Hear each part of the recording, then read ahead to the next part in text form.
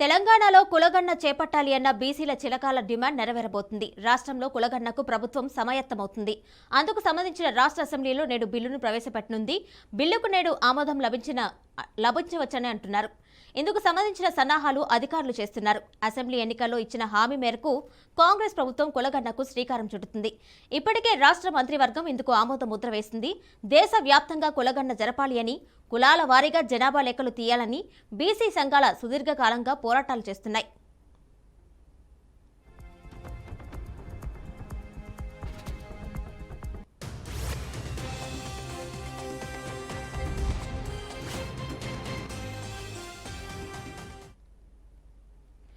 అయితే కేంద్రం కులగణనకు సిద్ధంగా లేకపోవడంతో ఇప్పటికే బీహార్, ఆంధ్రప్రదేశ్ రాష్ట్రాలు కులగణనను చేపట్టాయి. ఆ జాబితాలో ఇప్పుడు తెలంగాణ కూడా చేరబోతుంది.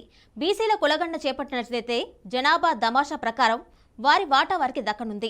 జనాభాలో 50% పైగా ఉన్న బీసీలకు చట్టసభలో రిజర్వేషన్లు లేవు. స్థానిక సంస్థల్లోనూ రిజర్వేషన్లు పరిమితం కావడంతో బీసీల జనాభా కులాల వారీగా లెక్కలు తీస్తే వారి జనాభాకు అనుగుణంగా అన్ని రంగాల్లోనూ రిజర్వేషన్లు కల్పించేందుకు మార్గం సుగమవుతుందని బీసీ వర్గాలు అంటున్నారు.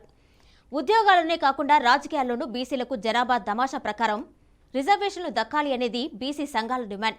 56% బీసీ జనాభా ఉందని బీసీ సంఘాలు పేర్కొంటున్నాయి.